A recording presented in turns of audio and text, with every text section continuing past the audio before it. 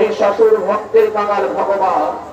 যেমন ভক্ত না থাকলে ভগবান কোনদিন কোন অবস্থায় শান্তি পায় না। ওরে পুত্র মহিষাসুর, তুই তো আমার প্রিয় পরম ভক্ত, তাই এসেছি তোমার মনস্কামনা পূর্ণ করতে।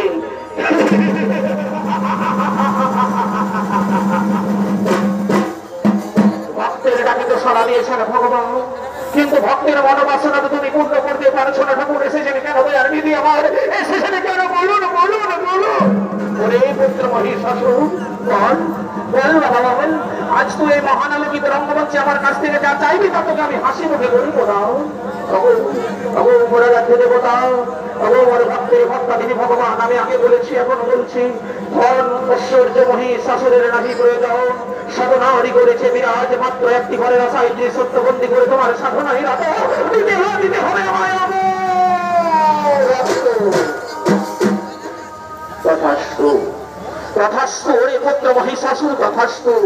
আজ আমি তোমায় ওই গড়েই দান করলাম বাবা, কিন্তু কানক্ষণে শুনে রাখিস মহিষাসুর, এই অমরাত্মের অহংকার নিয়ে তুই কোনোদিন নারীকে নিয়ে ছিনবি খেলবি না।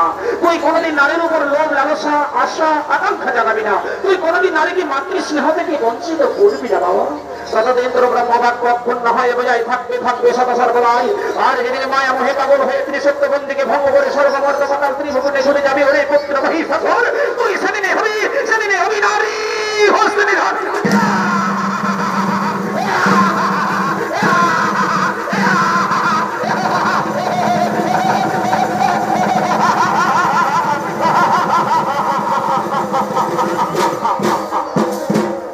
আমি সামান্য নারী হস্তবন্দী, আমি অন্যায় অপমান নিজেকে সহ্য করতে পারি না। ওরে মন্ত্রী সেনাপতি সৈন্যগণ, বিলম্বের নাহি কারণ, তোমরা করা করি করো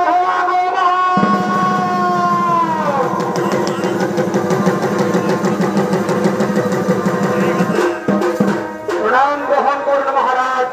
আতুর রামাচরণের সহস্র কোটি প্রণাম। এসেছ ওরে মন্ত্রী সেনাপতি সৈন্যগণ, শোন, এই মুহূর্তে চলে যাবো জলসভা স্বর্গ করে। দেবরাজ ইন্দ্রকে রাজ সিংহাসন থেকে বিতাড়িত করে ওই রাজ সিংহাসনের অধিকর্তা হব আমি।